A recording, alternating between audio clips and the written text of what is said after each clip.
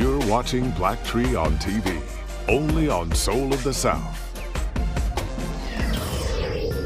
Welcome back, party people. You're watching BLACKTREE on TV.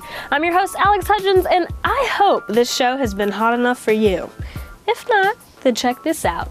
June is Black Music Month, and all month long we're throwing it back with some of the biggest names of music.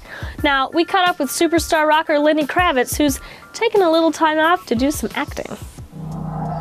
But this movie's incredible. Yeah, thank you. And each of you, I know, you've had long careers. Acting, music, now acting as well. But talk about the importance of doing a movie that sort of focuses on the civil rights movement, because that's never technically been done in feature form. Well, you just said it. You took it out of my mouth, the words right out of my mouth. There's such a disconnect with you today in terms of what is American history. And, it's arguably said that the civil rights movement is American history, from slavery all the way through to Obama, President Obama taking the White House. And, there's a lot of stories that are told foreign about the atrocities of World War II, but we tend to forget that there's just as equal atrocities that happen on American soil. We can never forget that. And what are your thoughts on finally seeing this era of American history presented in film? I mean, it's great. It just takes me back to my grandparents and my uncles and aunts, and I grew up seeing all this. And in the house that I grew up in, I'm born in '64, so the house that I grew up in was dealing with all of these things. They were people that were marching and working hard to make change, and not just African Americans, but white people or Asian people. It doesn't matter.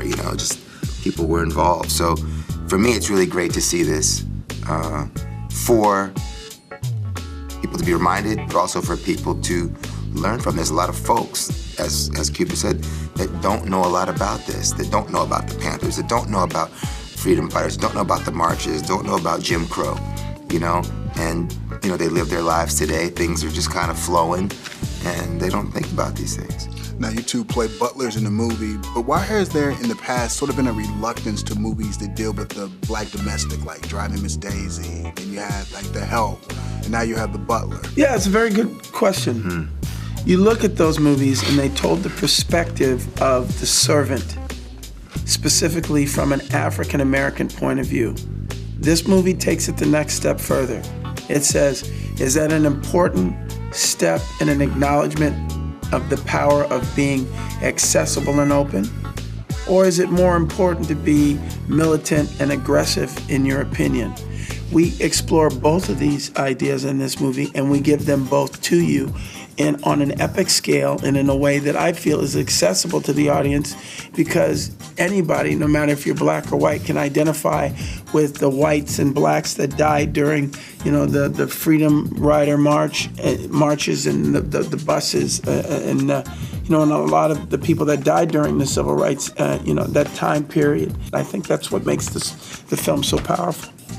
Well, thanks a lot. I appreciate it. You guys killed it. It should be a crime to be that sexy. He's talented, he's cool. I can't stand it. Lenny Kravitz is the truth, though. Still ahead.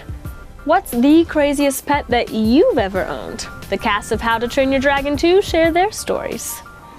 And we hit the red carpet at the 22 Jump Street world premiere. Don't miss it next on BLACKTREE on TV. Stay right there. You're watching BLACKTREE on TV, only on Soul of the South.